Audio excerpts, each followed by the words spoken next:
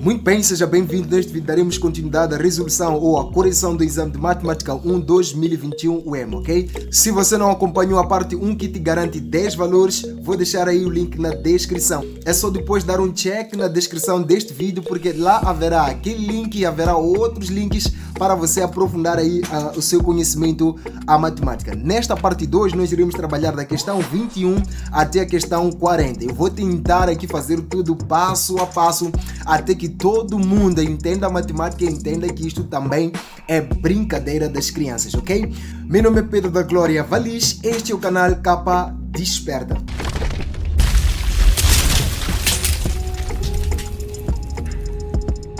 Muito bem, vamos direto ao ponto aqui para começar com a questão 21, ok? Veja aqui a questão 21, nós temos o seguinte: resolvendo a inequação, a resposta é... Então vamos passar aqui a inequação, que para nós é a raiz de 2 menos x é menor que a raiz de x menos 4. Amigos, quando nós estivermos para trabalhar com inequações irracionais, a primeira coisa que nós vamos fazer sempre é calcular, em primeiro lugar, o domínio de existência, ok? Então, para domínios de existência de expressões irracionais, é preciso olhar para o índice, ok? E olhar aqui para o radicando. Caso o índice seja par, é necessário garantir com que este b seja maior ou igual a zero. Mas caso o n aqui seja ímpar, ok? Caso o índice seja ímpar, nós podemos dizer que o b pode ser qualquer número real, ok? Então, no caso das expressões que nós temos aqui em 21, nós percebemos que aqui é raiz quadrada, então é 2.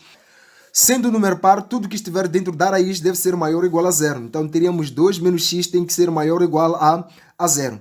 E esta parte também, temos raiz quadrada de 2, que no caso é x menos 4, que está dentro da raiz, deve ser maior ou igual aqui a zero, ok? Isto tem que ser maior ou igual a zero. E isto também deve ser maior ou igual a zero. Vamos determinar aqui o nosso domínio. Passando 2 para lá, ficamos com menos x, maior ou igual aqui a menos 2. Uma vez que temos sinal negativo em frente da variável, trata-se de inequação. Por favor, querido, não vai falar línguas estranhas. Multiplique por menos 1, onde o menos e o menos vai dar aqui mais, menor ou igual aqui, o menos e menos dá aqui o 2. Por que inverti o sinal? Porque multipliquei pelo menos 1. Sempre deverá ser assim, tá bom? Agora, resolvendo a outra inequação, nós teríamos que passar o 4 para lá, teríamos x maior ou igual aqui a 4. O que você deve fazer de seguida? É escrever o gráfico desta inequação e o gráfico desta inequação no mesmo sistema aí, tá bom? Então, o 4 está mais para cá, ele é maior que o 2. O 2 estaria mais para cá. Agora, quanto ao 4, nós temos aqui um intervalo pintado, ok? Uma bola pintada por causa do igual. Vamos para a direita porque aparece x maior ou igual a 4, ok? Maior é para a direita.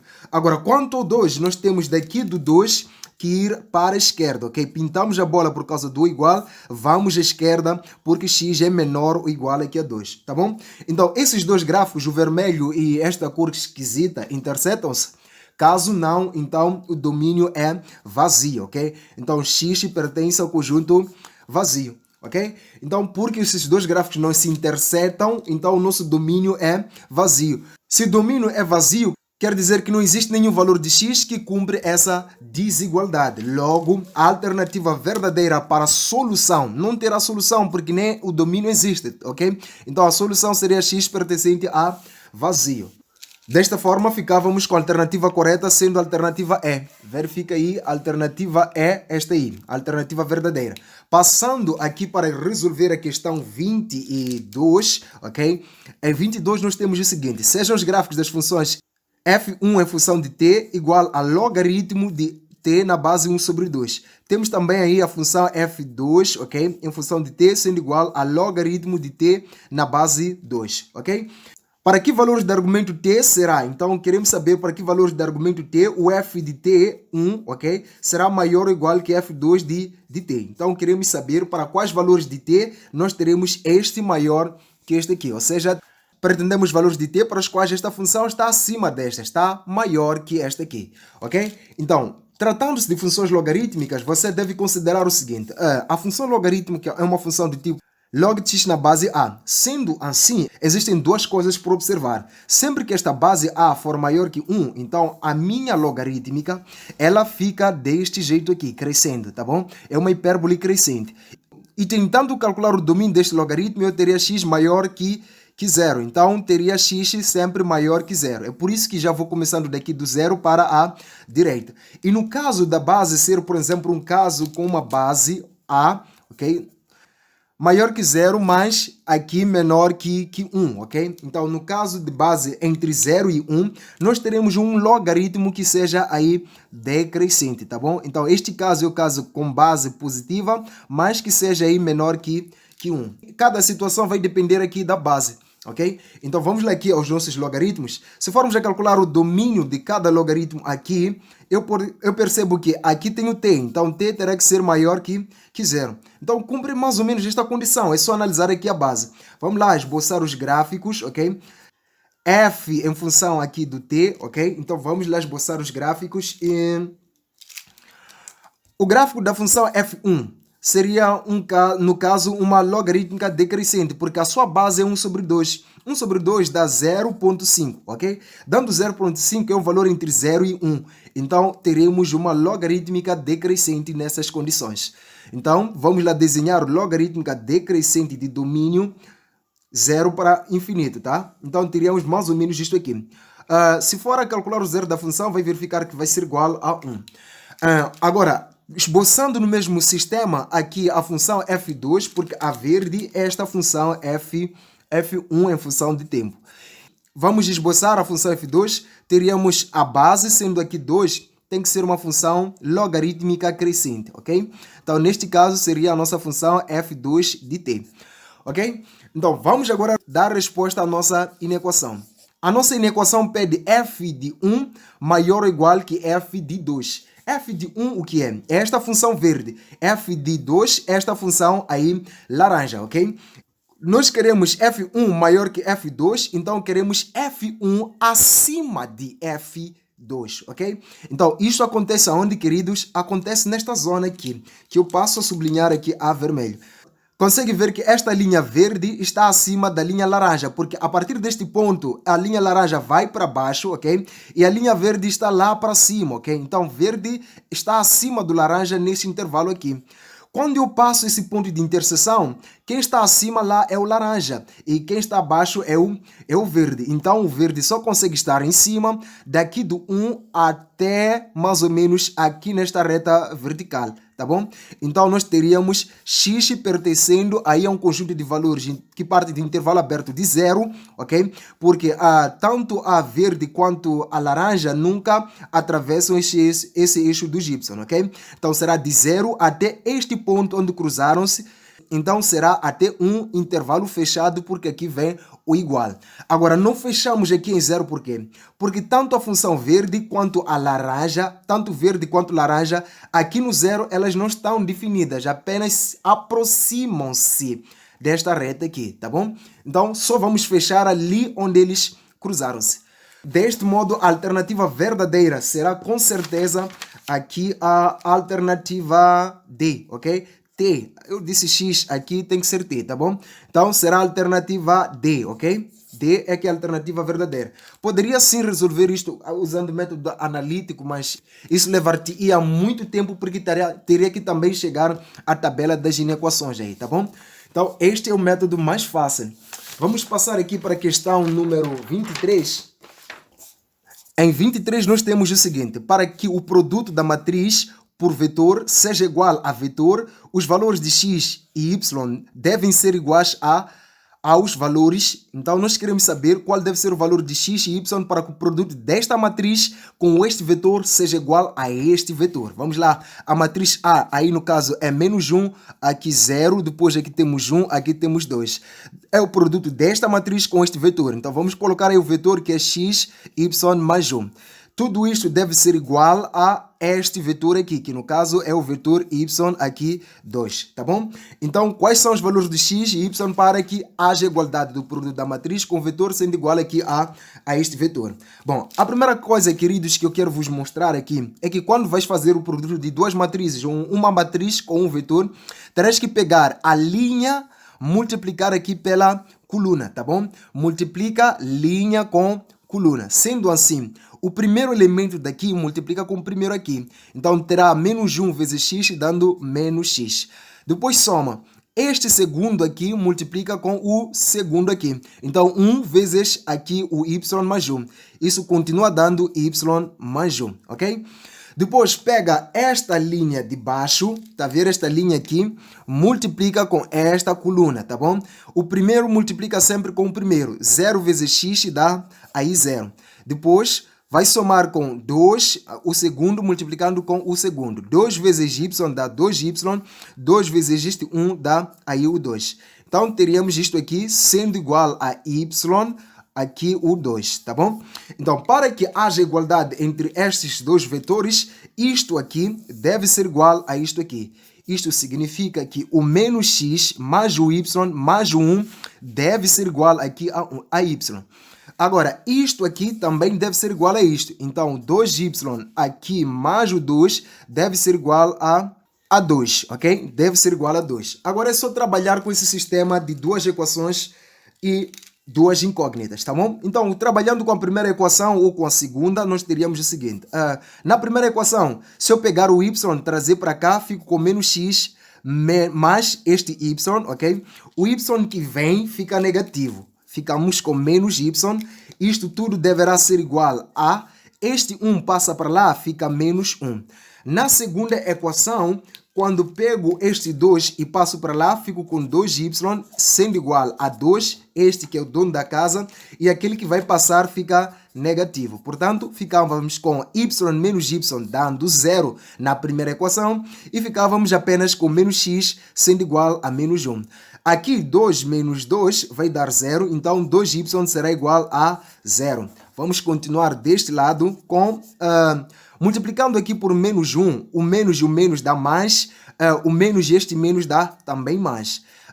O 2 passa para lá, divide, você fica com y sendo igual a 0 dividido por 2. 0 por 2 que é igual a 0, ok? Então, para que haja igualdade deste produto com este vetor aqui, é necessário que o x seja igual a 1 e o y seja igual a 0, ok? Vamos para cá. Os valores de x e y serão 1 para x e 0 para y, tá? Então, a alternativa verdadeira será a alternativa B. Vamos passar para a questão seguinte, ok? Eu espero que você esteja fazendo aí a coisa certa. Se inscrever no canal, deixar o seu like e compartilhar esses vídeos. Por favor, faça isso já, porque há grandes novidades matemáticas que passarão o ano inteiro aqui neste canal. 24 nós temos o seguinte, em 24 diz o seguinte: considera o sistema linear beta x mais 2y sendo igual a beta mais aqui o 4. 2x mais beta y igual a menos 2. Vamos lá passar o sistema. Temos aí beta, ok? X mais aqui o 2y sendo igual a beta mais aí o 4. Depois temos aqui 2x mais aqui beta e y sendo igual a menos 2, ok? Então, segundo o parâmetro beta, a afirmação verdadeira é: sistema tem só uma solução, sistema tem mais do que uma solução, sistema tem mais do que uma solução e por aí em diante, ok? Então, fala-se das soluções desse nosso sistema. Bom, para que o sistema de duas equações tenha solução, é necessário que a determinante da matriz dos coeficientes seja sempre diferente de zero. Agora, como é que você vai calcular esta determinante? A determinante delta, na verdade, é formado pelos coeficientes das incógnitas. Por exemplo, o valor em frente de x aqui é beta, então teremos beta aí. E o valor em frente de x aqui é 2, teremos 2 aqui. O valor em frente de y aqui é 2, o valor em frente de y aqui é beta, ok? Então você só tira os valores em frente das incógnitas, tá? X e y no caso. Agora, calculando este delta, nós teremos que fazer este vezes este vezes este. Beta vezes beta dá beta ao quadrado. 2 vezes 2 dá 4, então isto será beta ao quadrado menos aqui o que está em cima, que no caso é o 4, ok? Para que tenha solução, delta tem que ser diferente de zero. Então, beta quadrado menos 4 deve ser diferente de zero para que tenha solução.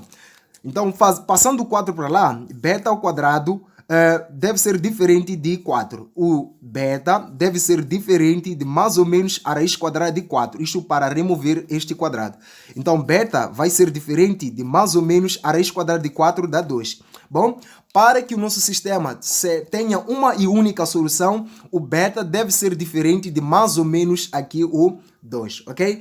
Então, se o delta for aí menos 2 ou for aqui 2, significa que o nosso sistema não terá nenhuma solução, ou seja, será um sistema impossível, ok? É isto que nos vai levar a analisar essas alternativas. Se beta for igual a 2, o sistema tem uma e única solução? Não. Se beta for igual a 2 ou menos 2, o sistema não terá nenhuma solução, ok? Para que tenha solução, beta tem que ser diferente de mais ou menos 2, ok? Então, analisando B, se beta for igual a menos 2, o sistema tem mais do que uma solução. Não, o sistema não terá mais do que uma solução, terá nenhuma solução se o beta for menos 2. Analisando C, se beta for diferente de 2 e beta for diferente de menos 2, o sistema tem mais do que uma solução? Não. Quando beta é diferente de mais ou menos 2, o sistema tem uma e única solução. Porque para que tenha solução, beta tem que ser diferente de 0.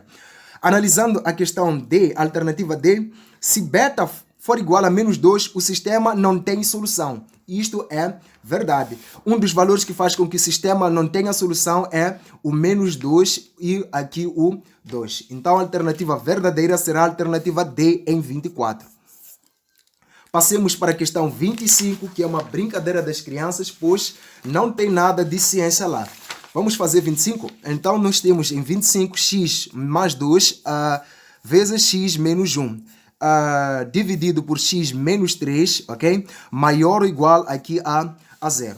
A solução da inequação é o intervalo, então nós queremos a solução desta inequação. A primeira coisa que você deve identificar aqui é que isto seja uma inequação, no caso, fracionária. Por isso, ser uma expressão algébrica racional fracionária, ok? Então é uma inequação fracionária porque tem x no denominador. A primeira coisa que você deve fazer é calcular o domínio. Então no domínio o que a gente diz? Que o denominador x menos 3 deve ser diferente de 0. Então x terá que ser diferente deste 3 passando para lá que fica positivo. Logo, o domínio será x pertencente a R, mas não pode ser aqui o 3, tá bom, querido? Então, domínio é x pertencente a R, não pode ser aqui o 3. Agora, resolvendo a inequação, são passos bem básicos e muito simples para fazer isto aqui. Pega o numerador igual a 0, que no caso terá x mais 2 vezes aqui x menos 1 igualado a 0. Pela lei do anulamento de produto, uma vez que este valor multiplica com este, você teria x mais 2 igual a 0 ou x menos 1 igual a 0. 2 passa para lá, x será igual a menos 2. 1 passa para lá, x será igual a 1 positivo, ok? Porque era negativo, passou, ficou positivo. Agora, pegue o denominador também iguale a 0. Pegando o denominador, que no caso é x menos 3, igualado a 0, passando 3 para lá, ficamos com x sendo igual a 3. Agora, você tem os zeros do numerador e tem os zeros do denominador. Construa sempre a tabela de sinais. Sem tabela de sinais, você vai falar mandarim, vai falar a língua dos chineses, tá? E isso vai dar errado num teste de matemática, tá bom? Então, x aqui e aqui temos o numerador que é formado por x mais 2 vezes x mais 1, menos 1. Depois temos aqui o denominador que é formado por aqui x menos 3. E depois temos toda a nossa expressão, que é o numerador e o denominador. Vamos lá escrever a expressão. É aqui x mais 2 vezes x menos 1 dividido aqui por x menos 3, tá bom? Vamos lá agora preencher estes valores em ordem crescente, tendo em conta que o nosso domínio pode ser todo o conjunto de números reais. Vamos lá preencher os valores. Teríamos aqui o primeiro valor a colocar, o menos 2, é o menor de todos. Depois do menos 2 temos o 1. E depois do 1 temos aqui o 3. Vamos colocar aqui o 3. E os nossos valores continuam lá para o mais infinito, cá para menos infinito. Ok? Então, quais são os valores que fizeram com que o numerador desse aqui 0? O nosso numerador só dá 0 em menos 2 ou em 1. Então, aqui será 0 e aqui também será 0. Aqui não será nada de 0. O denominador, ele só dá 0 quando o x for aqui o 3. Então, o denominador só dá 0 quando o denominador só dá 0 quando x for 3. Então aqui não vai zerar, aqui não vai zerar. Os zeros do numerador são os zeros da nossa função. Então, estes são zeros do numerador, serão zeros da nossa função. O zero do denominador é o ponto onde a nossa função não existe, ok? Então, não existe no zero do denominador. Agora, o que você deve fazer, querido? Para completar a resolução deste exercício, deve escolher aqui um número entre menos infinito e menos 2. Bem escolhido. Você tem aqui o menos 2, menos infinito está mais para lá. Então, pegue um valor que esteja no intervalo de menos infinito a menos 2. Poderia ser aqui o menos 3. Coloque aqui no lugar de x. Teria aqui menos 3 mais o 2 vai dar menos 1. Vezes, ok? Menos 3 menos o 1 vai dar menos 4. Então, este valor negativo vezes valor negativo, menos e menos vai dar mais. Então, dá para perceber que seu sinal será positivo. Então, preste aqui com positivo. Se pegássemos o mesmo menos 3 que nós escolhemos nesse intervalo, este menos 3 aqui, e colocássemos na expressão de denominador, menos 3 vai dar menos 6. Então, teríamos aqui um valor negativo. Agora, escolhendo o próximo valor no intervalo de menos 2 a 1, ok? De menos 2 até aqui 1, podemos pegar o zero, ok? Zero está dentro deste intervalo. E se eu colocasse 0 aqui, 0 mais 2 vai dar aqui 2, vezes 0 menos 1 vai dar aqui menos 1. O produto de um número positivo com um número negativo dá-me um número negativo. Então, vou ter aqui sinal negativo, ok? O mesmo zero poderia colocar aqui, 0 menos 3 vai dar aqui menos 3. Então, um número negativo. Agora, escolhendo o número entre 1 e 3, poderia pegar o 2. Colocando 2 aqui, 2 mais 2 dá-me aqui 4.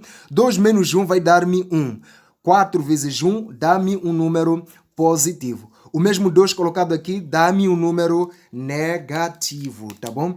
Agora, pegando um número maior que 3, seria entre 3 e mais infinito, podemos pegar o 4, ok? Colocando 4 aqui, 4 mais 2 dá aqui 6, ok? Vezes aqui 4 menos o 1 vai dar 3. 6 vezes 3 dá 18, é um número positivo. Agora, colocando aqui 4 menos 3 vai dar aqui um número positivo, que no caso será 1. Está bom assim, querido? Então, deixe o seu like aí e se prepare para compartilhar. Mais e menos aqui vai dar menos e menos vai dar mais e menos vai dar menos, mais e mais vai dar aqui mais.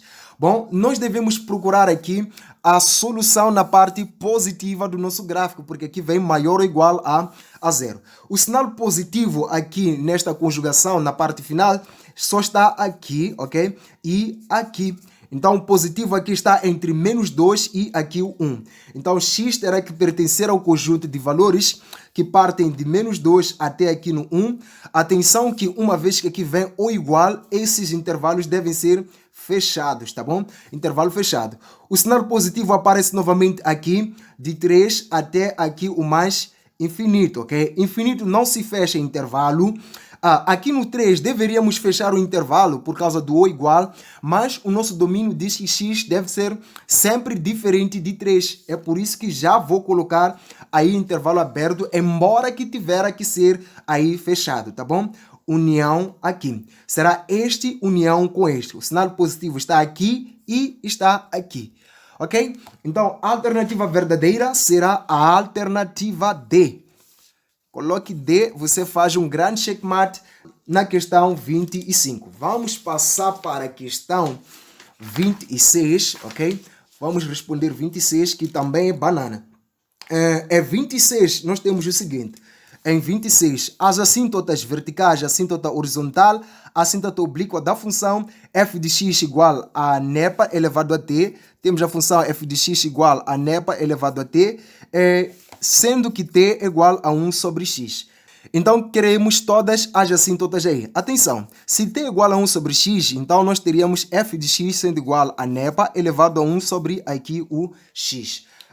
A assíntota vertical, queridos, corresponde ao ponto onde a nossa função não está definida, ok? A nossa função não está definida sempre nos zeros do denominador. Olhando para esse expoente fracionário, o seu denominador é o x, então x igual a 0. Vou pegar o denominador e igualar aqui a 0. Então, x igual a 0 é a minha assíntota vertical. Então, em x igual a 0, a minha função não está definida, tá bom? E agora, vamos passar para o cálculo da assíntota horizontal. No cálculo da assíntota horizontal, é preciso considerar que a assíntota horizontal sempre será y igual ao limite da função com x tendendo sempre para o mais infinito, tá bom? Com x tendendo para o infinito, isso aqui é.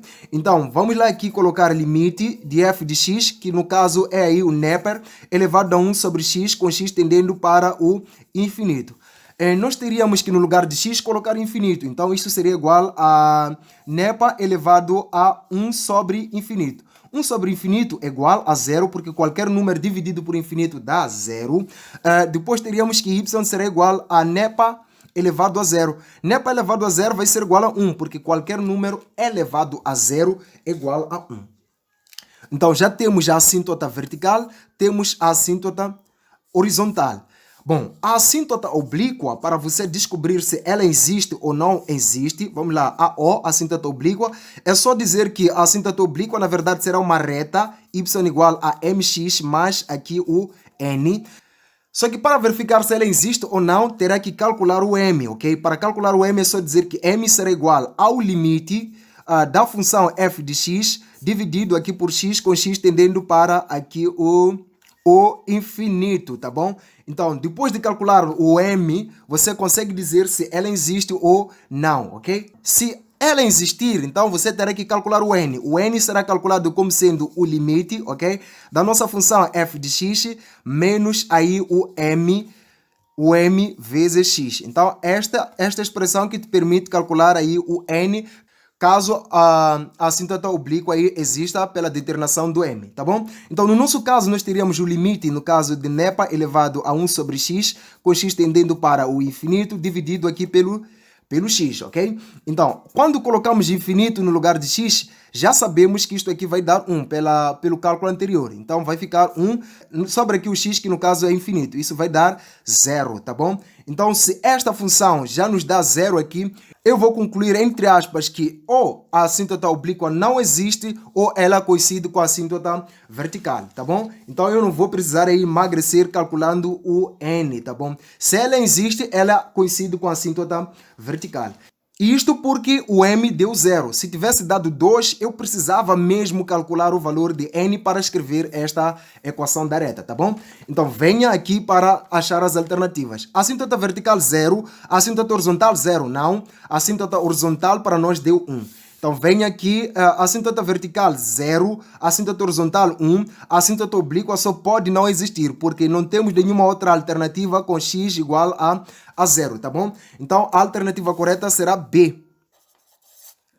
Vamos passar para a questão 27. Passando para a questão 27, existem duas maneiras de resolver o problema, mas nós usaremos uma só maneira. Olhe para o gráfico. A linha vertical é esta aqui. Então, esta é a assíntota vertical.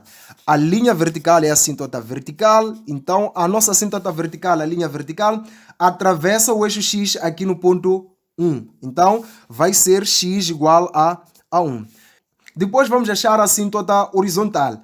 Procurando a assíntota horizontal, a linha horizontal, que no caso é esta aqui, passa aqui pelo ponto menos 1. Então, vamos aí marcar que a assíntota horizontal é y igual a menos 1. Depois disso, vamos procurar os zeros da função e a ordenada na origem. Veja que o nosso gráfico passa aqui pela origem, então o x é 0, o y também é 0, ok? Então, quando o x for 0, o y também é 0, porque o nosso gráfico passa pela origem. É só procurar uma alternativa cuja assíntota vertical vai dar 1 e a assíntota horizontal vai dar aqui menos 1. E para mim, no caso, já é a alternativa B, ok? Então, a alternativa B é que a alternativa correta? Não. Não. Não é a alternativa B, mas sim a alternativa D, ok? A alternativa D, onde temos y em função de x sendo igual a x sobre 1 menos x, ok? Se eu calculasse a assíntota vertical, aqui teria que pegar o denominador igualar a zero. Teria 1 menos x igualado a zero. Passa o x para lá, 1 vai ser igual a x. Isso significa que x é igual a 1.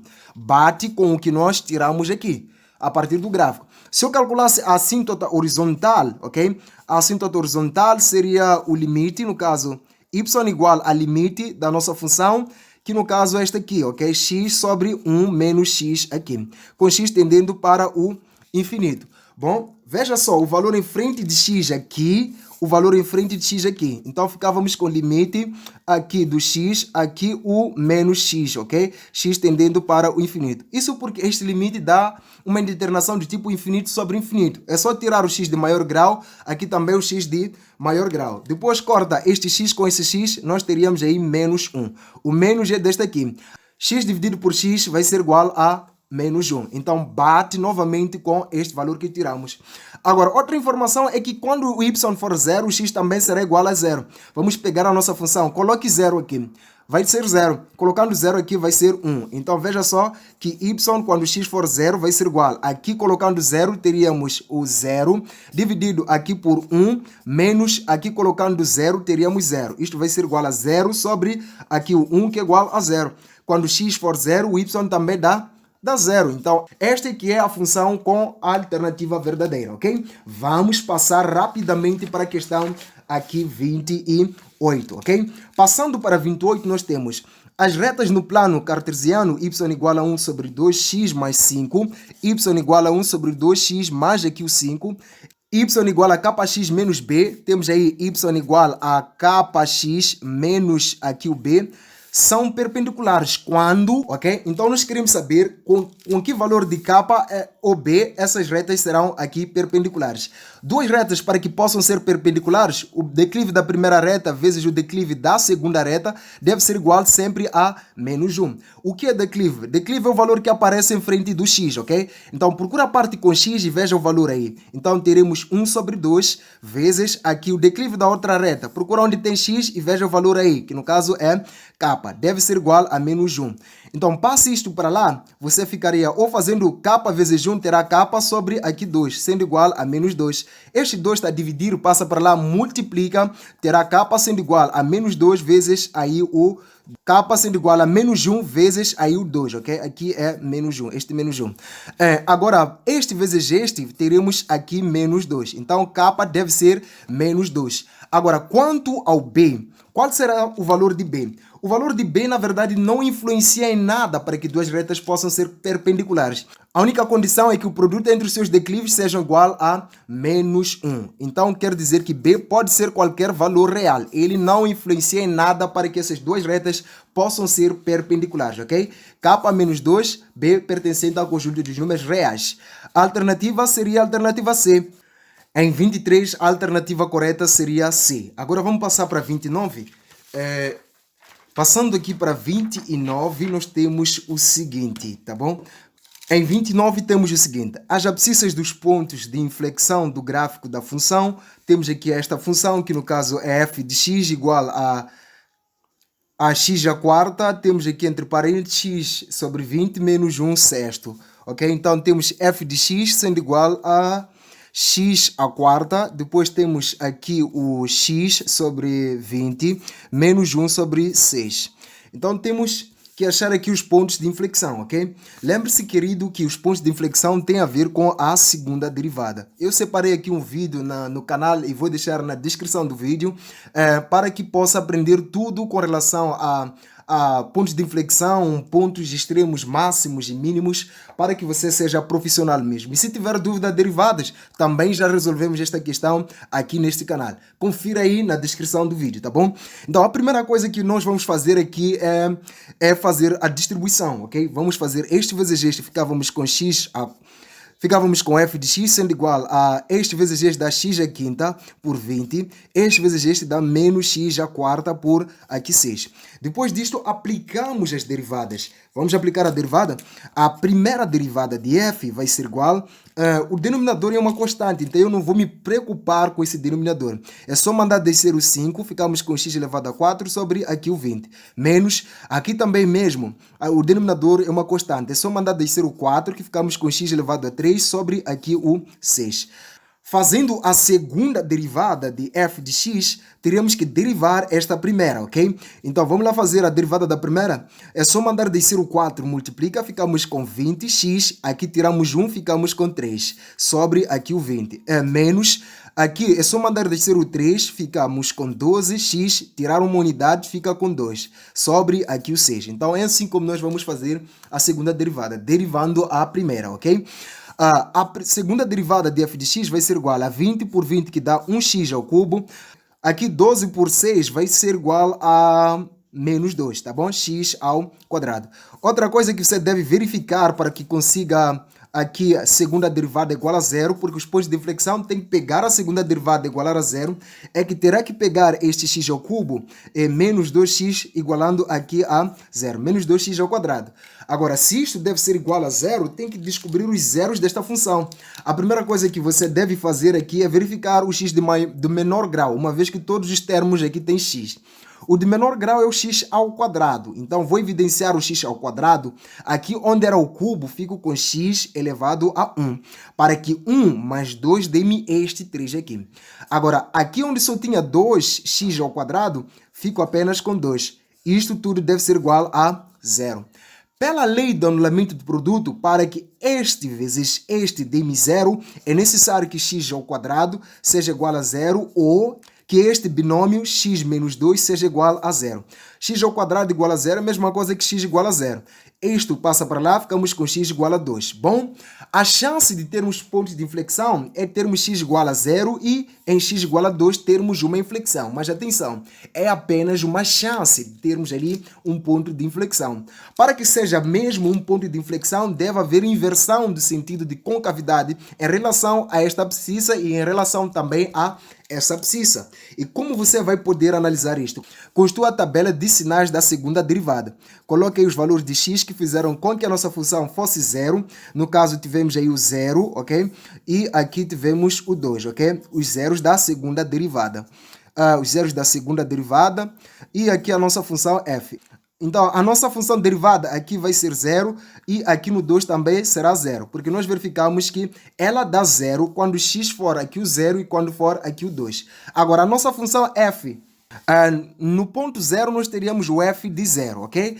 E no ponto aqui 2 nós teríamos o f de 2, ok? Agora, vamos lá ver qual é o sinal da derivada partindo do menos infinito até aqui o 0.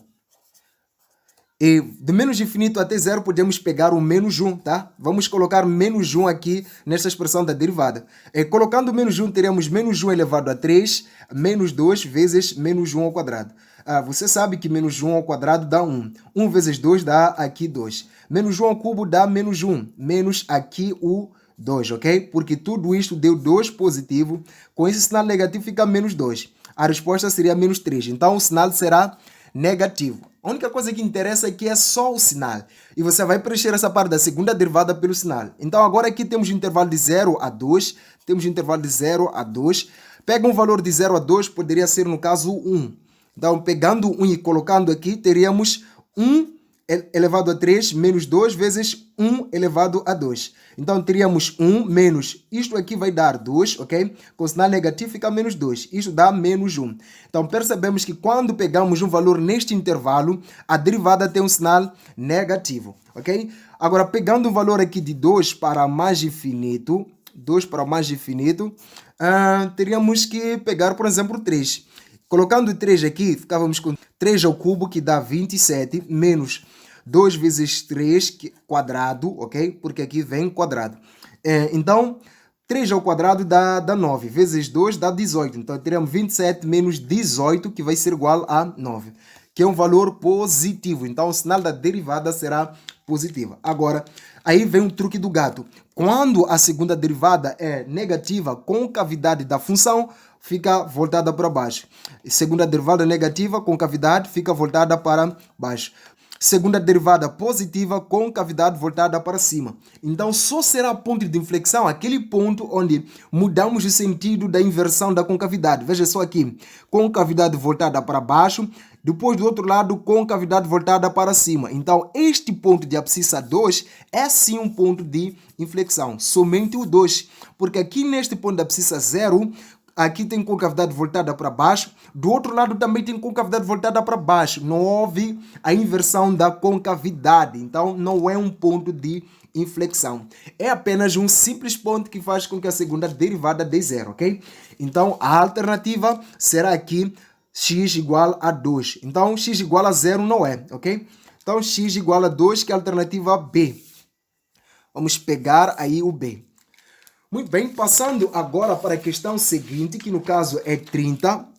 Existem vídeos aqui no canal para explicar o passo a passo de simplificação de expressões trigonométricas. Confira aí no canal e também confira na descrição, ok? Então, tenho aqui 1 menos tangente quadrado de alfa, dividido aqui por 1 mais tangente quadrado de alfa.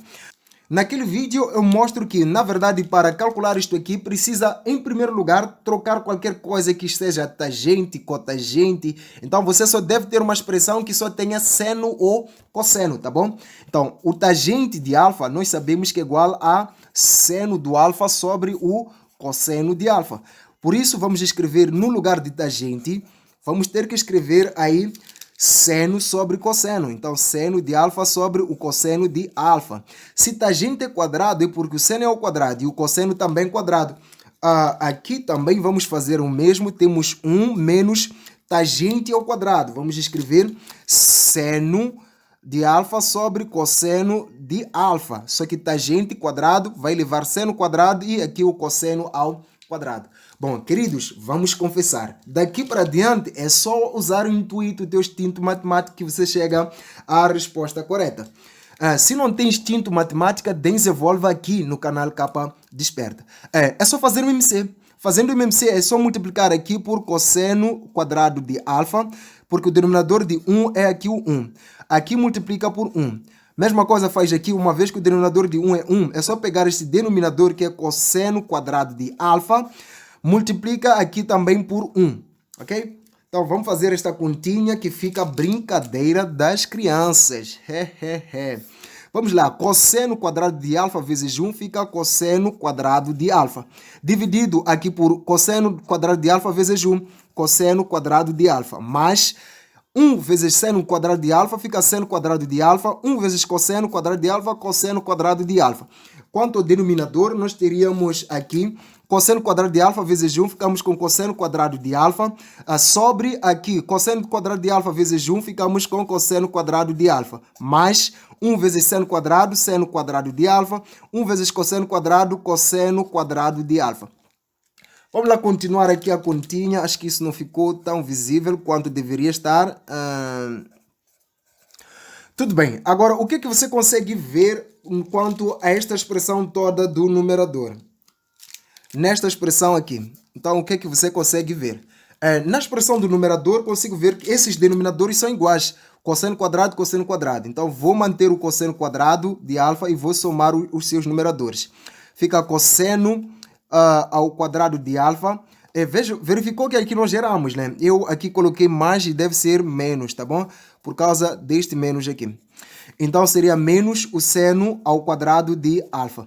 Dividido aqui por cosseno quadrado de alfa, mais o seno quadrado de alfa, sobre aqui o cosseno ao quadrado de alfa. Bom, temos aí divisão de duas frações, na qual temos que fazer esta fração sobre esta fração.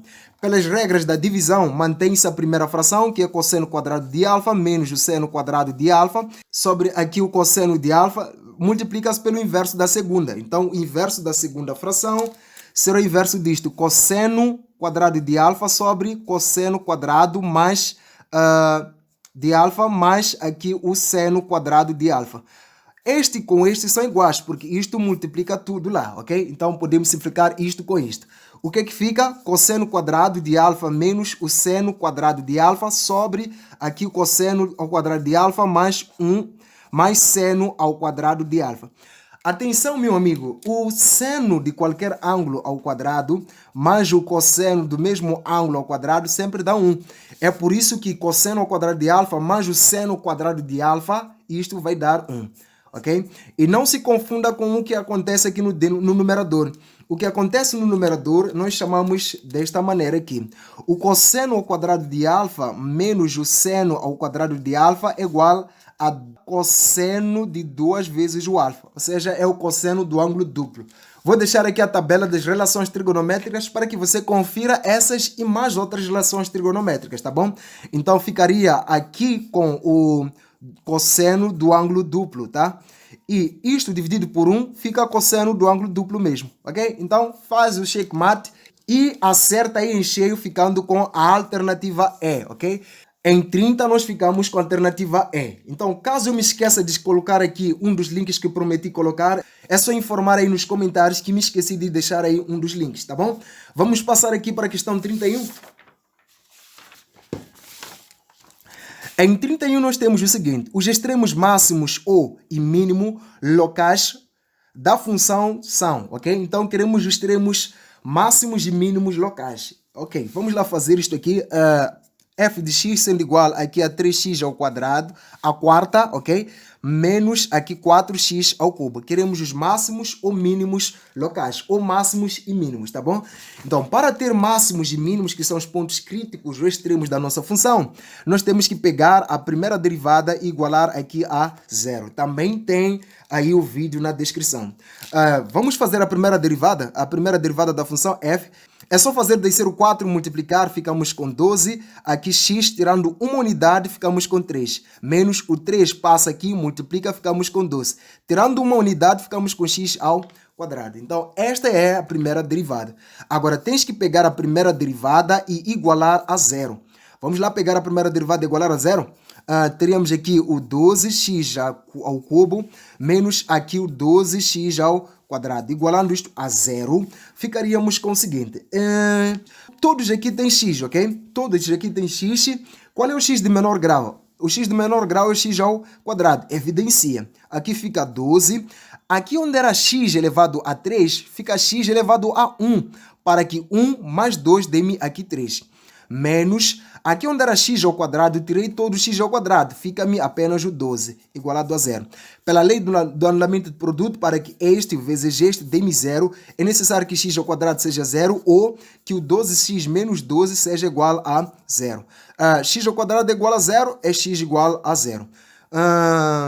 Passando 12 para lá, ficamos com 12x igual a 12. Isto significa que 12 passa para lá, divide, ficamos com x igual a 12 por 12, que é igual a 1. Ok? Então já temos aqui os valores x igual a 0 e x igual a 1. No caso dos extremos máximos e mínimos, nós precisamos identificar qual desses pontos corresponde a máximo e qual deles corresponde a mínimo. Ou qual deles nem é máximo nem é mínimo, tá bom? Então, para tal, vamos construir a tabela de sinais da primeira derivada. Vamos ter as abscissas x, vamos ter a primeira derivada e aqui a função f de x. Construindo a tabela, vamos colocar aqui os zeros da primeira derivada, que no caso são o 0 e aqui o 1, tá bom? O 0 e o 1. A primeira derivada vai dar 0 quando x for 0 e vai dar 0 também quando x for 1. Agora, a nossa função aqui será f de 0, ok? Será f de 0. E este f de 0 é só pegar a função f, ok? No lugar de x colocar 0, ok? F de 0 teríamos 3 vezes 0 elevado a 4, porque aqui vem 4, menos aqui 4 vezes 0 elevado a 3. Isto vai dar 0. E aqui, quando x for 1, a minha função f vai ser f de 1, ok?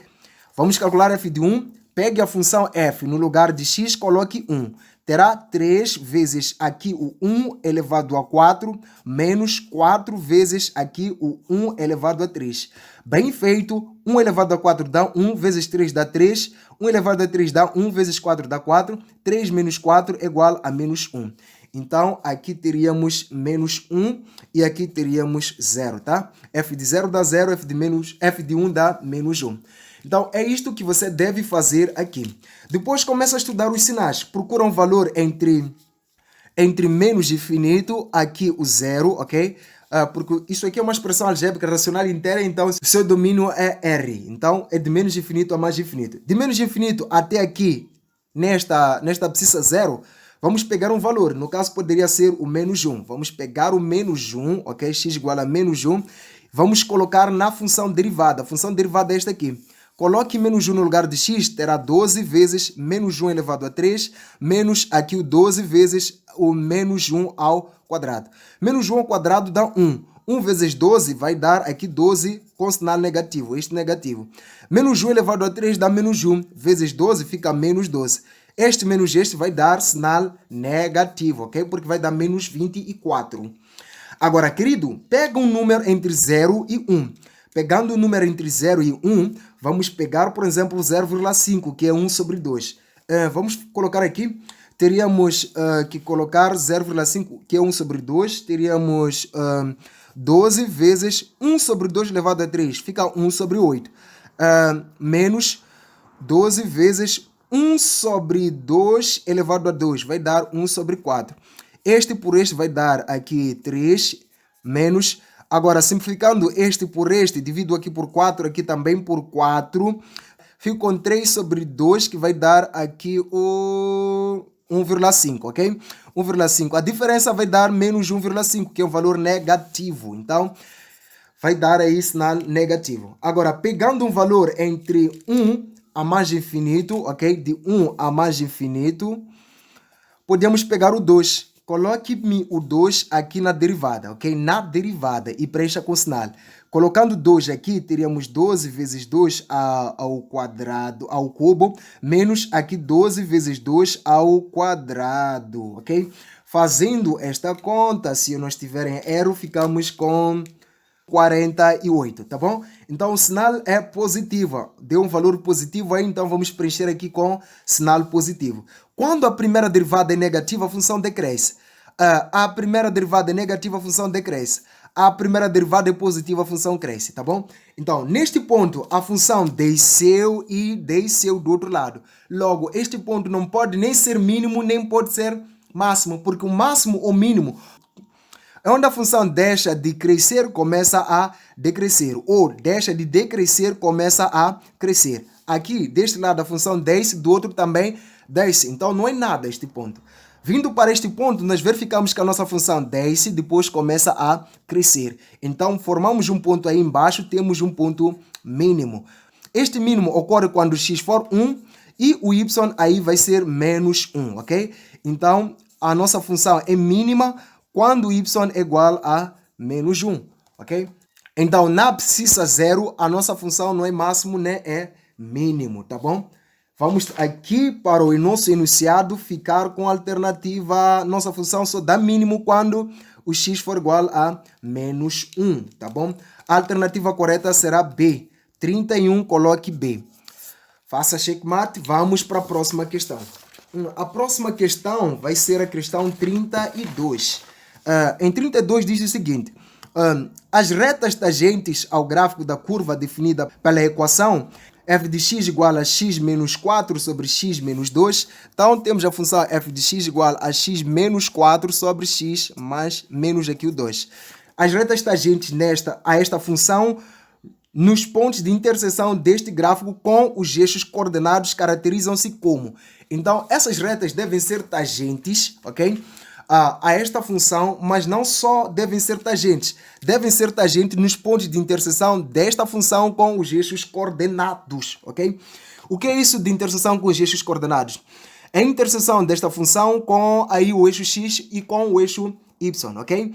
Então, quando a função, qualquer que seja a função, intercepta o eixo x, exatamente ali o y é igual a 0. Ok? Mas quando vai interceptar o eixo y, o x sempre é igual a 0. Ok? O x é igual a 0 quando tocamos o eixo OY e o y é igual a 0 quando interceptamos o eixo OX. Bom, aqui nós precisamos descobrir o x quando o y for 0 e precisamos do y quando o x for 0. Ok? Vamos lá achar os pontos de interseção desta maneira. Quando o x for 0, quando o x for 0, teríamos que colocar 0. Então, y será f de 0, tá? F de 0, colocando 0 no lugar de x, será 0 menos o 4 sobre 0 menos aqui o 2. 0 menos 4 dá menos 4 sobre aqui menos 2. Menos e menos dá mais, ficamos aqui com 2, ok? Então, quando o x for 0, o y é igual a 2. É um dos pontos de tangência. Agora, Quando y for zero, qual é o valor de x? Quando y for igual a zero, teremos que pegar a nossa função igualar a zero. Teremos zero sendo igual a x menos aqui o 4 sobre aqui x menos 2. Considerando aqui denominador 1, meios extremos, 1 vezes isto aqui vai dar aqui x menos 4, igual 0 vezes isto aqui vai dar aqui 0. Passa o 4 para lá, x vai ser igual a 4. O outro ponto de tangência será um ponto da abscissa 4 quando o y aqui for igual a 0. Esses pontos são pontos de tangência, ainda não tem nada a ver com aí as retas tangentes. Para achar as próprias retas de tangente ou alguma informação que te faça aqui escolher uma destas alternativas, tem que derivar a função e substituir o x pelas abscissas de tangência. Porque o declive da reta tangente sempre é igual à derivada no ponto de tangência, que é o ponto x0, tá bom? Então vamos derivar a função. A derivada de f de x, nós devemos considerar aí a derivada de um quociente, porque temos u sobre v. A derivada de u sobre v é u vezes v menos u vezes v. Deriva o u, que é numerador, deriva v, que é denominador, sobre v ao quadrado. Então teríamos aqui o numerador, que é x menos 4, vezes o denominador. O denominador é x menos aqui o 2.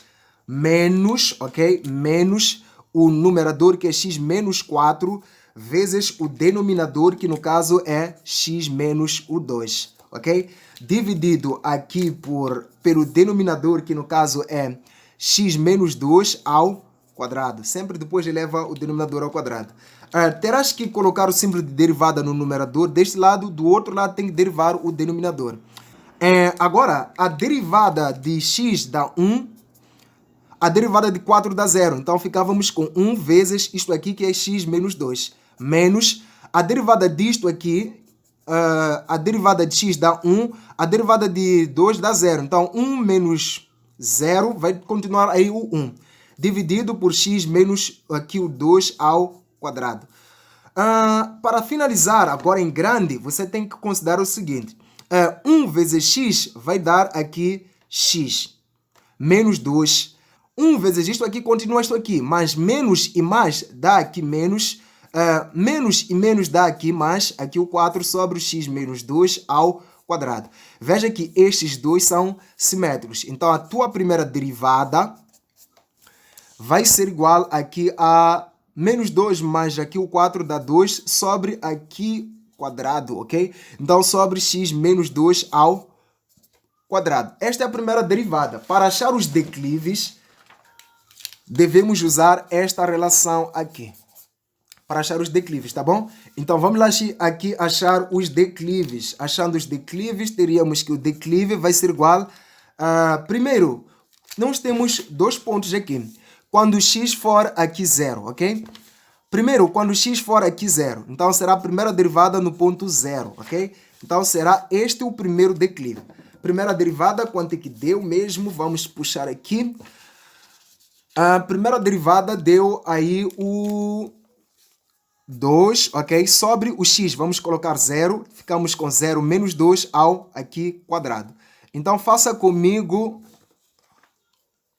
2 sobre 0 menos 2 vai dar aqui menos 2 ao quadrado. Então teremos 2 sobre menos 2 ao quadrado dá 4. Então dá para simplificar aqui por aqui, ficando com 1 sobre aqui o 2, tá bom? Então será este o primeiro declive. Agora, calculando o segundo declive, A2 vai ser igual à primeira derivada no outro ponto de tangência. Qual é o outro ponto de tangência? Aqui o outro ponto de tangência é o ponto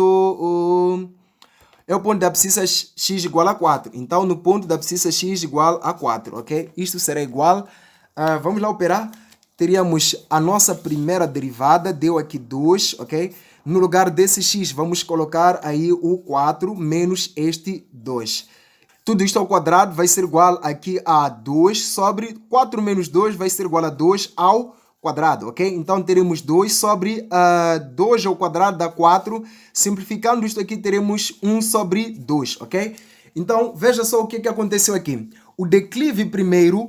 O primeiro declive foi igual ao segundo declive. Este declive é igual a este declive. Ou seja, o declive da primeira reta é igual ao declive da segunda reta. Isto usando pontos diferentes. No caso, segundo o contexto do problema.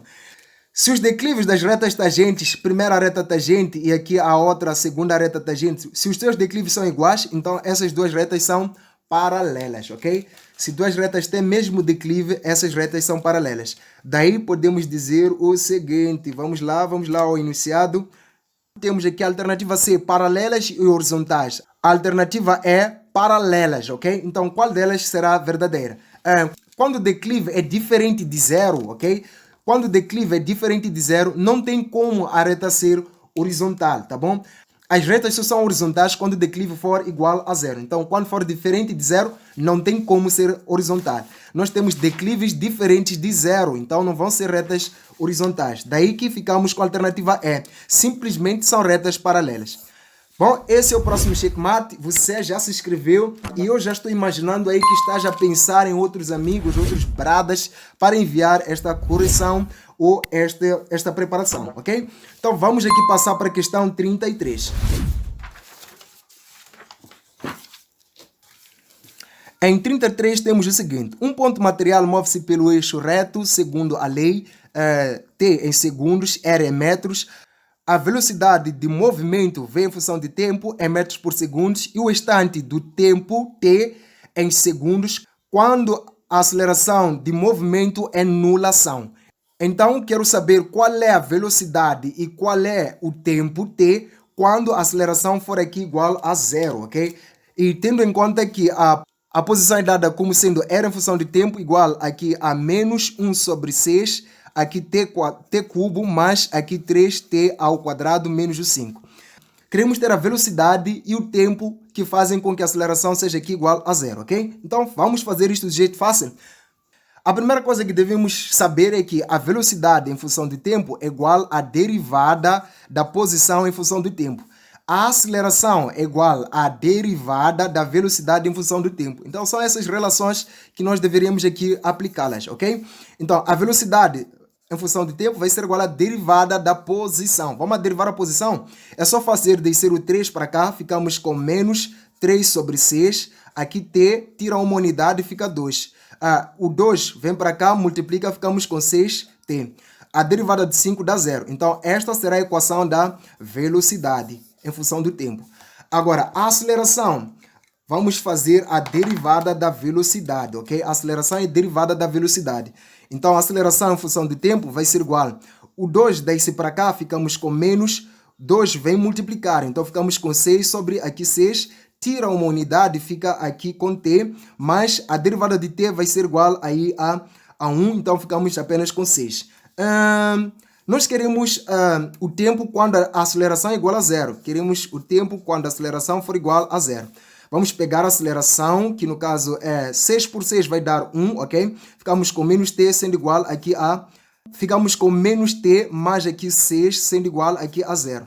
Passo 6 para lá, fica com menos t igual aqui a menos 6. Multiplica por menos, menos de menos dá mais, fica t, menos este menos vai dar aqui 6. Então o tempo t vai ser igual a 6 segundos. Este é o tempo que faz com que a aceleração seja igual a 0.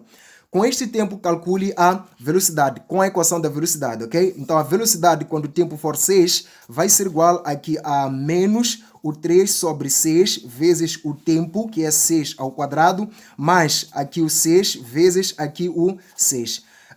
Veja que este 6, um deles simplifica com este, ficamos com menos 3 vezes 1 dos 6, aqui ficamos com 18, mais aqui a 36. Isso vai ser igual a... Isso aqui vai ser igual a 18, tá? Então, vai ser igual aqui a 18. Então, a velocidade quando o tempo for 6 vai ser 18 e o tempo aqui que faz anular a aceleração será aqui o 6. Venha comigo e marque a alternativa verdadeira. Desta vez será a alternativa A, ok? A alternativa A. Então, você está fazendo checkmate, checkmate, checkmate, checkmate até obter os 10 valores desta parte. Vamos para 34.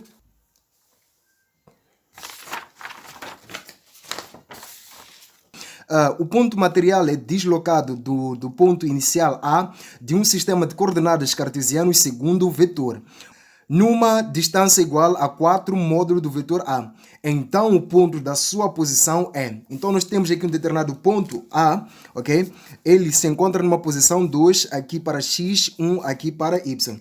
Ele vai ser deslocado segundo a direção do vetor A, que no caso será um vetor aqui 1 sobre 2i, e temos aqui mais a raiz quadrada de 3 sobre 2, aqui o J, ok? São vetores unitários. Numa distância igual a 4 módulo do vetor A. Então, a distância de deslocamento do vetor do ponto A vai ser 4 vezes o módulo do vetor aqui A, ok? Então, a direção é esta, mas a distância será 4 vezes o módulo deste vetor. Isto é banana mesmo. Não precisa ter medo aí, porque nós vamos mostrar como é que isso vai funcionar.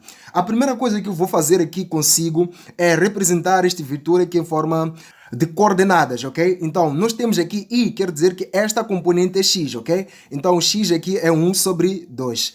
Aqui temos o vetor unitário J, então quer dizer que esta componente é Y, que no caso é mais a raiz de 3 sobre aqui o 2, ok?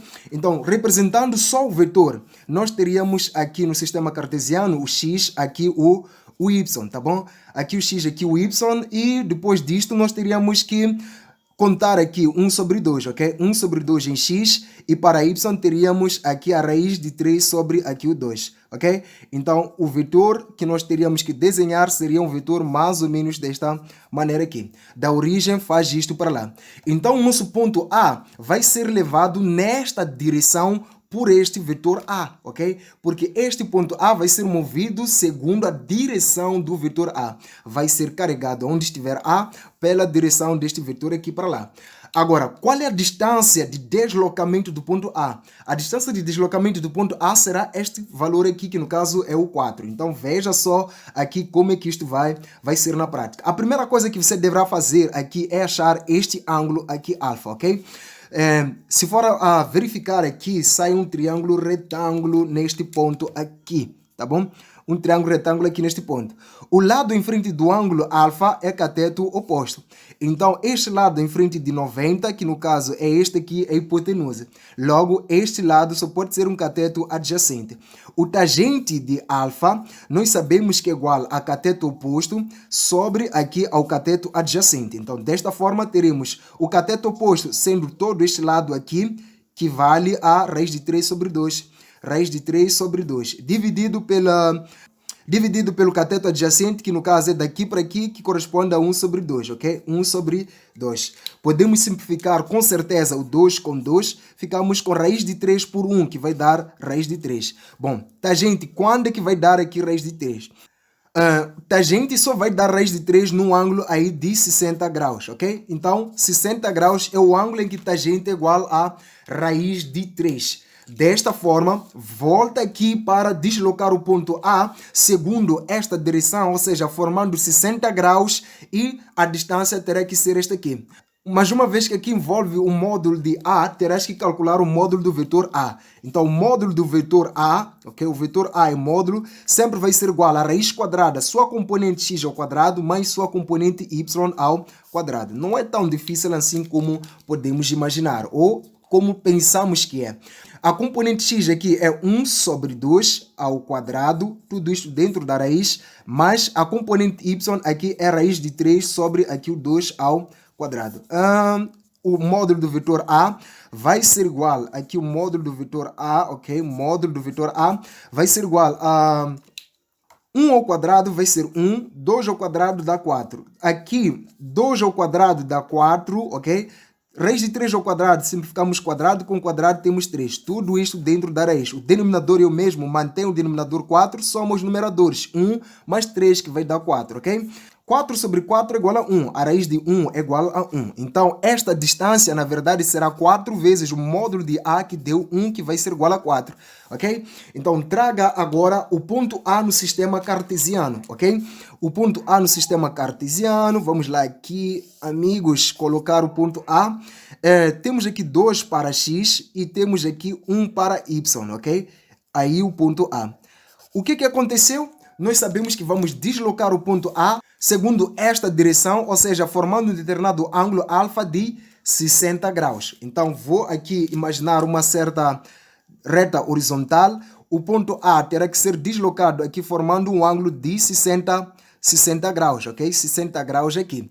E a distância que este ponto A vai percorrer depois do deslocamento deve ser uma distância aí de 4. Então, daqui até onde o ponto A passará, deve ser aqui 4, ok? Então, isto é muito fácil mesmo, porque é altamente intuitivo, tá? Então, o que você vai fazer aqui? Vai entender que para ter a localização, a segunda posição do meu ponto A, preciso desta altura aqui. Para fazer o quê? Para entender que o A está numa posição Y, ok? Uma posição Y, que vai ser este 1 mais a altura H. E estará numa posição X, que vai ser este 2 mais essa distância aqui B, ok? Podemos chamar aqui de B, sim. Então, daqui até aqui será um certo B, que é um triângulo retângulo aqui. É só somar o 2 com o B. Então, como é que vai fazer para achar o H e aqui para achar o B? Poderia usar o teorema dos senos ou também as relações trigonométricas. Mas nós vamos aqui pelas relações trigonométricas, ok? O cosseno de qualquer que seja o ângulo sempre igual a cateto ou adjacente sobre a hipotenusa, ok? Então, para nós, neste triângulo, considerando o ângulo de 60 graus, este lado se opõe, então é o cateto oposto. Esta aqui está à frente dos 90, daí que fica a hipotenusa. Agora, este lado é adjacente, ok? Só pode ser um cateto adjacente. Portanto, o nosso cosseno de 60 graus vai ter que ser igual a cateto adjacente, que no caso é este B, ok? B dividido pela hipotenusa, que no caso é 4. Fazendo meios e extremos, 1 vezes B vai ser B igual a 4 vezes cosseno de 60, que já dá 1 sobre 2. E fazendo esta continha, dá para perceber que B vai ser igual a 2, ok? Então, B é 2. Agora, quanto vai ser o valor de H aqui? O valor de H, na verdade, vai ser igual a... Vamos calcular usando o seno, ok? O seno de alfa, que no caso sempre é igual a cateto oposto pela hipotenusa, ok? E seno de alfa, que no caso é 60 graus, vai ser igual a que cateto oposto, no caso é H, sobre hipotenusa, que é esta distância aí, 4. Produto dos meios, produto dos extremos, teremos 1 vezes H, que vai dar 1H igual a 4 vezes o seno de 60. Seno de 60 graus. Seno de 60 que é igual aí, camaradas? É igual a raiz de 3, ok? Raiz de 3 sobre 2. 4 com 2, aqui ficamos com 2 raiz quadrada de 3. Bom, o que isso significa? Bom, vamos agora começar a analisar. Converse com o exercício, tá?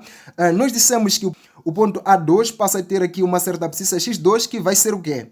Vai ser este ponto aqui, x2. Para termos esse x2, teremos que somar o 2 mais essa distância b. Então, vai ser 2 mais a distância b. O b quanto é que deu? Deu aqui o 2, então será 4. Agora, para ter este y da localização do nosso ponto A depois do deslocamento, vai ser y2. O y2 aqui é este 1, ok? Este 1 mais essa altura aqui, h. Então, o y2 vai ser o y1, que no caso é 1, mais a altura h, que deu aqui a 2 raiz quadrada de 3, ok? Então, bem escrito isto, significa que o nosso ponto A estará uma localização que será aqui 4 para x, e para y teremos 2 raiz de 3 mais 1, ok? 1 mais 2 raiz de 3, ou 2 raiz de 3 mais 1.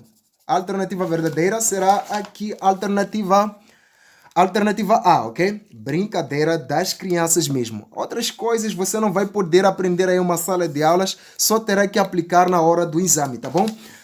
Passando aqui para 35, nós temos o limite da expressão quando x tende para zero, ok? Temos a expressão, pretendemos calcular o limite do tangente de 3x negativo, ok? Dividido aqui pelo seno de 5x, com x tendendo para zero.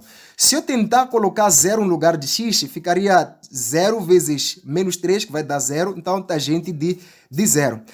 Seno, aqui, 0 vezes 5 vai dar zero, tangente de zero dá zero, seno de zero dá zero. Então, 0 sobre 0 é uma indeterminação. Se for sempre tangente sobre seno, é só pegar o valor aqui e o valor aqui em frente do x. Então, teremos aí menos 3 em frente de x. Aqui em frente de x temos aí o 5, tá bom? Então, menos 3 sobre 5 é igual a menos 0,6. Então, isto era bônus mesmo. Era só ter essa ideia que você arrebentava mesmo, ok? Então, a alternativa verdadeira, amigo, será aqui a alternativa D, ok? Passe para a alternativa D. Agora vamos passar para uma questão que, na verdade, repetiram em 2020, repetiram também em 2019. Esta questão apareceu nos exames da UEM pela primeira vez em 2019. Em 2020 repetiram, mas nem todo mundo consegue achar essa questão repetida lá. Somente quem consegue acertar é que percebe que houve uma repetição desta questão. Mas vamos deixar isto para lá. 36. Qual é a medida da altura H no triângulo retangular de catetos A e B? Então, se B é igual a A raiz de 3. Então, temos aí B sendo A raiz de 3, nós pretendemos saber qual é a medida da altura H. Esta altura é medida em relação aqui ao vértice que forma 90 graus, ok? Então, vamos desenhar o nosso triângulo. Então, o nosso triângulo aqui formando um ângulo de 90 graus, temos os catetos aqui A, aqui B, aqui a altura H. O que nós pretendemos é achar esta altura H. Bom, para a resolução deste exercício, você deve ver 3 triângulos. Se ver só 2, você está bem errado aí, tá bom? Então, o que você vai fazer? Vai verificar 3 triângulos. E quais são esses 3 triângulos? Nós temos este triângulo aqui, temos também este triângulo aqui. Todos os triângulos são retângulos, porque até este é retângulo. Então, temos o triângulo maior. Vamos tirar aqui o triângulo maior, ok? Que faz o ângulo reto. Os seus catetos temos aqui A e temos aqui o B. Depois temos que tirar um dos triângulos menores, este ou este. Você escolhe aí. Então, eu num vídeo da resolução de 2019, eu escolhi este, mas dessa vez vou pegar este aqui. Então, teríamos este triângulo, que no caso é este lado. Depois temos isto e, por fim, temos isto aqui. Aqui é H e aqui é o A, ok? Sobre o triângulo maior, vamos considerar aqui que seja X. Atenção aqui neste aspecto aqui. O triângulo maior, se considerarmos que aqui faz um ângulo alfa, aqui faz um ângulo alfa. Só que este alfa está para o mesmo triângulo que nós extraímos aqui. Ok? Este triângulo que extraímos aqui. Então, aqui será alfa. Tendo em conta que este triângulo aqui é retângulo. Veja só, quais são os ângulos deste triângulo? Alfa e 90. Quais são os ângulos deste triângulo? Alfa e 90. Então, são 2 triângulos com 2 ângulos iguais, quer dizer que o terceiro ângulo será igual. Então, o terceiro ângulo será igual. Quer dizer que aqui, se for θ, aqui também vai ser θ. Porque tem 2 ângulos iguais. Então, o terceiro também tem que ser igual. Se todos os ângulos são iguais, então esses 2 triângulos são semelhantes. Então, como é que você vai arrebentar o exercício? Vai fazer o seguinte. Eu quero altura H. Então, vou pegar H dividido pelo lado correspondente no outro triângulo. Este lado H é formado por θ e por 90, ok? Vamos lá procurar aqui o θ, aqui o 90. Corresponde ao lado B. Ok? Corresponde ao lado B. Isto deve ser igual ao lado que tenho no triângulo menor. É o lado A, ok? Dividido pelo lado correspondente neste triângulo. Então, o lado correspondente neste triângulo aqui era formado por θ e por alfa.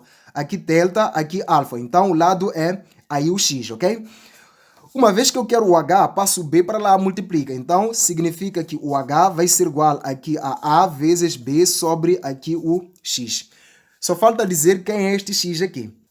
X, na verdade, vai ser calculado pelo Teorema de Pitágoras. Vamos aplicar o Teorema de Pitágoras para calcular isso aqui. Uma vez que esse se opõe a 90, logo é hipotenusa. Então, teremos x ao quadrado sendo igual a ao quadrado mais aqui o b ao quadrado. Para a remoção desse quadrado, teremos que x vai ser igual a raiz quadrada de a ao quadrado mais b ao quadrado, ok? O que nós aplicamos aqui, na verdade, foi o Teorema de Semelhança de Triângulos, tá bom? Agora, teríamos que vir aqui substituir, dizendo que isto vai ser igual a vezes b sobre aqui a raiz quadrada de a ao quadrado mais b ao quadrado. Com esta resposta, só falta trocar aqui. B é igual a raiz quadrada de 3. Então, vou colocar no lugar de b a raiz quadrada de 3, ok? Ficávamos aqui com a vezes o b, que no caso será a raiz quadrada de 3. No denominador também acontece a mesma coisa. Tenho raiz quadrada aqui do a ao quadrado, mais aqui o b ao quadrado. Lembrando-se que b é a raiz quadrada do 3. Mas só este b aqui é ao quadrado, tá? Então, todo este b é quadrado.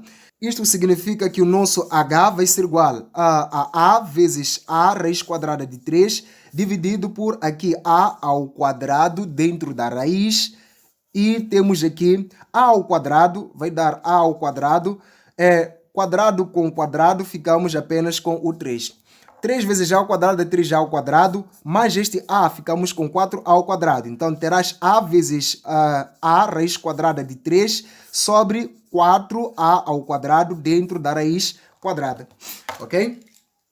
A raiz quadrada de a, quanto é?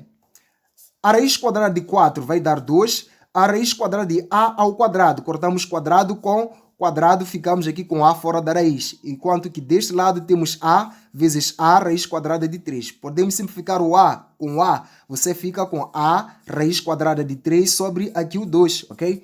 Brincadeira das crianças. Temos que confessar, gente. Isto é muito fácil mesmo, ok? A alternativa verdadeira será a alternativa C, ok? Alternativa C. Muito bem, vamos passar para 37. Nós estamos mesmo caminhando para o final. 37. Em 37, muita gente costuma dar trampas, outros preferem saltar, mas isto não precisa ser saltado, ok? Não usa aqui a propriedade do sapismo. Vamos lá, 37. Seja a reta y igual a x menos 1, temos a reta y igual a x menos aqui o 4, eu disse menos 1, tem que ser menos 4. Tangente a uma circunferência centrada na origem. Então, o centro daquela circunferência será 0 para x, 0 para y, ok? E de um sistema de coordenadas cartesianas. Então, as coordenadas são cartesianas. Então, a sua equação ρ igual a ρ como função de φ, ok? No sistema polar conjugado ao sistema cartesiano dado, isto é quando x é igual a aqui x mandam considerar igual a ρ cosseno de φ e o y igual aqui a ρ seno aqui de φ, tá bom? E aqui acho que deveria ser menor ou igual a 2π. Deve ter havido uma falha, tá bom? Na verdade, nós queremos aqui a equação da circunferência em coordenadas polares, ok? Queremos a equação da circunferência em coordenadas polares. A primeira coisa que vai ter que considerar aqui é o fato de termos uma circunferência centrada na origem. Vamos colocar o eixo do y, aqui o eixo do x. Vou desenhar aqui a laranja, a circunferência.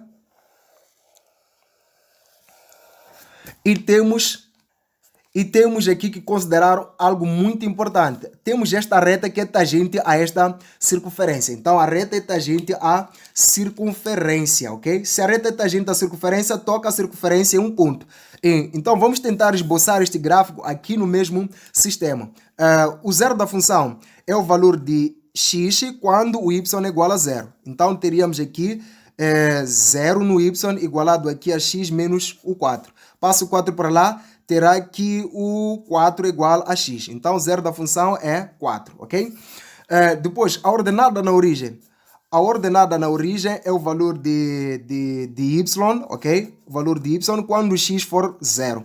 Coloque 0 no x, terá y igual aqui a 0 menos 4. Então, y será igual a menos 4, tá bom? Então, nós teríamos uma reta crescente, porque o declive, que no caso é o valor em frente do x, aí é o 1. Então, 1 é um valor positivo, maior que 0, então temos uma reta crescente, ok? Uma reta crescente passando em x pelo 4 e em y pelo menos 4. Então, teríamos algo próximo disto aqui. Ok? Algo próximo disto aqui. Aqui em x passa pelo 4, em y passa pelo menos 4. Tangente à circunferência, ok? Então, agora surge a dúvida. Por que nós precisamos considerar esta informação?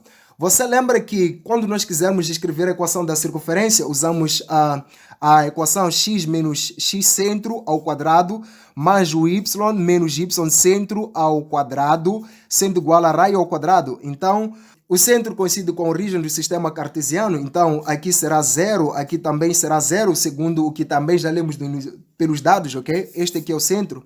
Então, ficávamos com x ao quadrado aqui mais o y ao quadrado, sendo igual a raio ao quadrado. O que acontece, camarada, é que você precisa do seguinte: você vai aqui pelo que foi dado ter que substituir aqui x. X dizem que é igual a ρ cosseno de φ e y dizem que é ρ seno de φ. Então, no lugar de x, vai colocar ρ cosseno de φ. Então, tenho x aqui, vou colocar ρ cosseno aqui de φ, tá bom? Só que todo este x deve ser quadrado. Então, tudo isto terá que ser quadrado, mais aqui o y, vem aqui no enunciado. Dizem que y é rho seno de φ. Então, coloque no lugar de y rho seno de φ, ok? Só que todo este negócio deve ser quadrado, igual aqui a raio ao quadrado, ok? Então, rho ao quadrado fica rho quadrado. Cosseno de φ ao quadrado, teremos cosseno ao quadrado de φ. Mas aqui o rho ao quadrado vezes seno quadrado aqui de φ. Deve ser igual a raio ao quadrado.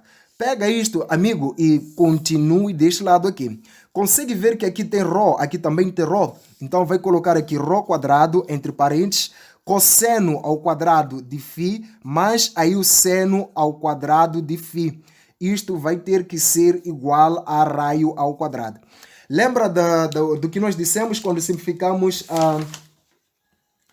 a expressão de número 30, ok? Quando simplificamos a expressão de número 30, eu havia dito que o seno ao quadrado mais o cosseno ao quadrado é igual a 1.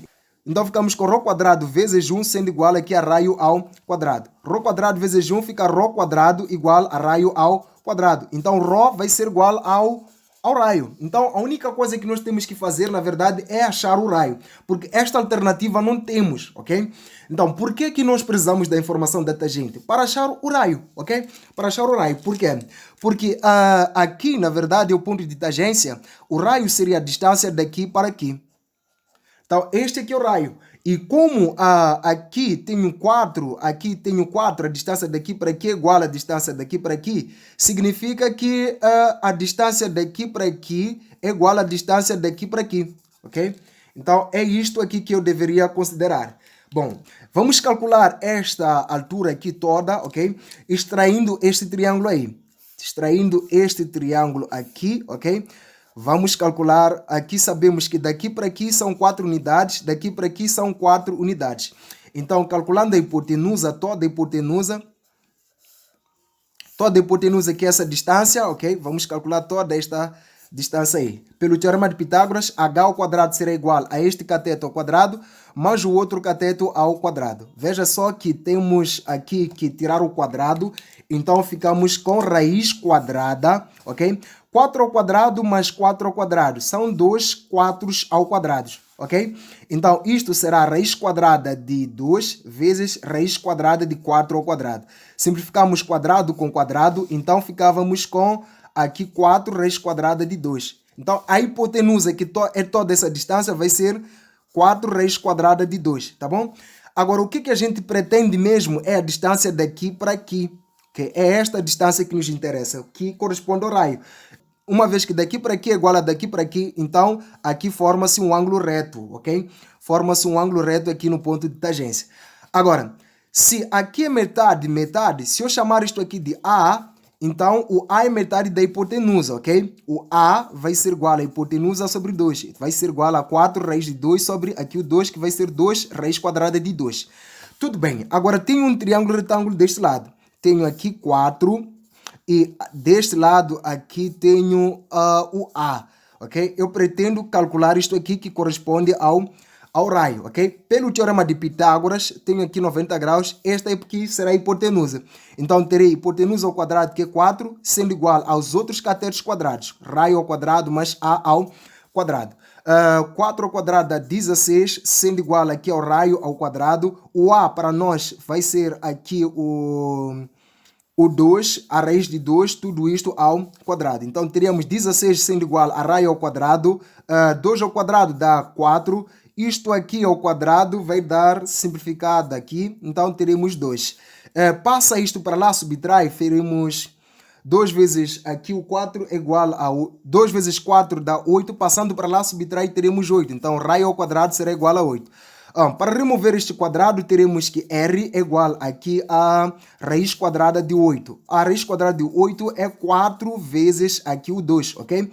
Onde a raiz de 4 dá 2, a raiz quadrada de 2 é imperfeita. Então, o raio será 2 raiz de 2. Se o raio é 2 raiz de 2, na verdade, você já havia dado uma grande rebentada nisto. Você ficava aqui com ρ sendo igual ao raio, que é 2 raiz de 2, tá bom?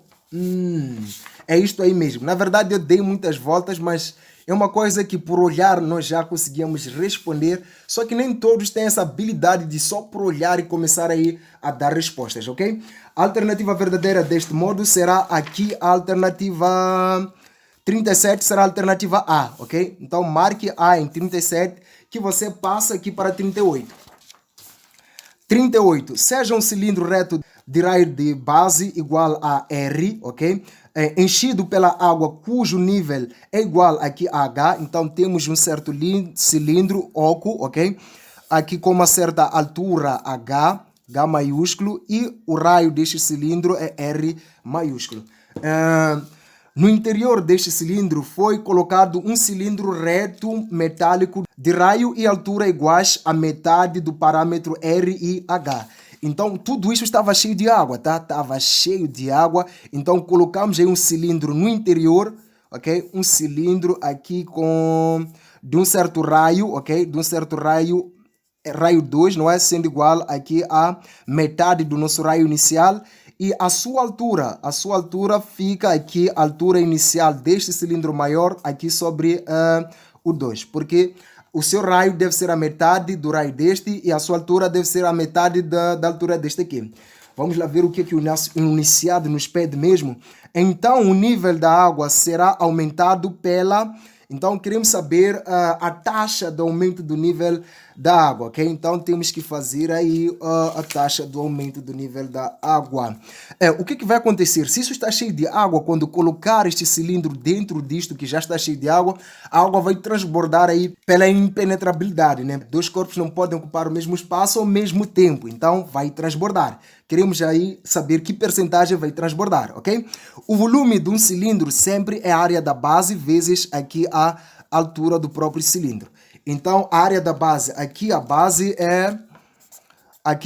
é uma circunferência. Então, a área da base será π raio ao quadrado vezes a altura deste cilindro é H. Então, será o cilindro maior, ok? O cilindro maior. Agora, analisando este cilindro menor, para calcular o seu volume, o volume do cilindro menor vai ser igual à área da base, ok? Que será π raio ao quadrado vezes aqui a altura. No caso, o cilindro menor tem raio que corresponde ao raio do cilindro maior sobre aqui o 2. Tudo isto ao quadrado vezes a altura do cilindro menor, que é H sobre aqui o 2. Então, o seu volume vai ser igual a π. Raio ao quadrado fica R ao quadrado sobre aqui o 4, porque ficamos com 2 ao quadrado dá 4, vezes H sobre aqui 2. Então, o volume vai ser igual aqui a π raio ao quadrado H sobre 4 vezes 2 vai dar aqui 8, ok? Então, vamos comparar isto com isto, tá bom? Comparando isto com isto, dá para ver que Vm, não é, igual aqui a... Analisando isto aqui, consegue ver que é a mesma expressão que isto aqui. Então, quer dizer que Vm é igual a volume maior, ok? Volume do cilindro maior, aqui dividido por 8, ok? Então, qual é a fração aí do aumento? Então, a fração aí será 1 para 8. Então, teremos uma fração de 1 para 8. 1 por 8 dá 0,125, tá bom? Então, faça isso, querido, e pegue a prova, marque a alternativa correta, que no caso será a alternativa E, ok? Alternativa E. Tudo bem, agora passando para finalizar de verdade agora, eu já estou ficando meio que exausto, gostaria de continuar aqui a dar detalhe de cada coisa, mas nem sempre isto é possível, tá? Seja o raio da base de um cone circular é igual a R. A geratriz faz um ângulo alfa igual a 60 graus com a base, sendo o ângulo alfa diminuído por 15 graus, em quantas vezes diminuirá o volume do cone. Então, queremos saber quantas vezes diminuirá o volume do cone quando diminuirmos este ângulo de 60 graus em 15 graus, tá bom? Então, tens aqui um determinado cone, isto é brincadeira das crianças mesmo, não precisa passar a saltar esses problemas, ok? Só acompanhar este vídeo, tentar repetir aí. Eu vou deixar uma ficha na descrição deste vídeo de geometria, resumo de geometria. É uma ficha que eu confio muito, na verdade eu sempre digo que vou deixar esta ficha. Basta falar de geometria. Tenho aqui a geratriz, ok? Formando o determinado ângulo alfa. E lembrando que o volume do cone, na verdade, sempre é igual a 1 sobre 3, ok? 1 sobre 3 área da base vezes aqui a altura, ok? Então, como é que a gente calcula esta altura? A altura é isto aqui, que no caso forma este triângulo aqui. Tudo bem, tendo o raio, a altura, você vai calcular sempre desta maneira. Tenho aqui o raio, tenho aqui a altura, tenho aqui o ângulo alfa. A altura sempre será, relacionando este e este, isto aqui é um cateto oposto, porque opõe-se ao ângulo. Isto aqui só pode ser um cateto adjacente, porque a hipotenusa é esta aqui. Então, ficávamos com tangente, ok? Porque tangente é igual a cateto oposto e aí cateto adjacente. Então, teríamos tangente de alfa sendo igual ao cateto oposto, que no caso é a altura, sobre o adjacente, que no caso sempre será raio. Fazendo meios extremos, terá H, vai ser igual aqui a R vezes tangente de alfa, tá bom? R vezes tangente de alfa é a nossa altura. Desta forma, o volume do cone sempre será 1 sobre 3. A área da base, que no caso é uma circunferência, é π raio ao quadrado, vezes a altura, que sempre será aqui o raio tangente de alfa. Então, teríamos que o volume vai ser igual a raio vezes raio, ficamos com 1 sobre 3 π raio ao cubo, ok? Tangente do ângulo alfa, ok? Esta é a forma para calcular o volume de um determinado cone. Agora, com base nesta informação, queridos, isto ficou brincadeira das crianças. Por quê? Porque no primeiro caso, o ângulo alfa é igual a 60 graus. Então, vai colocar aí 1 sobre 3 π raiz cúbica aqui de tangente de 60 graus. Tangente de 60 graus é igual a raiz de 3. Então, percebemos que vai ser aqui 1 sobre 3 π raiz de 3, ok? Agora, no segundo caso, na segunda situação, o alfa aí é considerado ter diminuído 15 graus. Então, teremos alfa sendo igual a 60 menos 15 graus. Isso vai dar 45 graus, ok? Porque diminuiu em 15 graus, tá bom? Então, temos 45. Daí que o volume fica volume igual a 1 sobre 3 π raio, ok? Ao cubo, vezes tangente de 45 graus. Tangente de 45, camaradas, isto é banana. Tangente de 45 vai ser igual a 1. Então, ficávamos com V sendo igual a 1 sobre 3 π raio ao cubo, não é? 1 na multiplicação não muda nada, ok?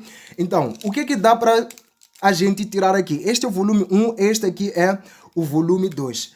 Se for a prestar bastante atenção, vai perceber que isto aqui corresponde a esta expressão aqui, ok? Então, volume 1 é igual aqui a volume 2 vezes raiz de 3. Se eu passar aqui raiz de 3 para lá, eu vou verificar que terei volume 1 sobre raiz de 3 igual ao volume 2. Então, se o ângulo diminuir 15 graus, vai passar para 45, o volume 2 passa a ser volume 1 dividido por raiz de 3, ou seja, o volume 1 terá que diminuir raiz de 3 vezes, ok? A alternativa verdadeira aqui será a alternativa D, ok? Vai diminuir raiz de 3 vezes, alternativa D. Para fechar em grande, em número 40, nós pede-se a primitiva da função, sendo que C é uma constante arbitrária. Se você não sabe nada mesmo de primitiva, é só procurar a alternativa que ao derivar, ok, vai te dar esta expressão. Na verdade, esta alternativa é a alternativa D, ok? Pegue isto, deriva com muita calma, com um bom copo de água aí ao lado, vai verificar que vai dar esta função aqui. Então, é deste jeito como você passa a resolver qualquer exercício de primitiva. Thanks, people. Meu nome é Pedro da Glória Valis. Este canal é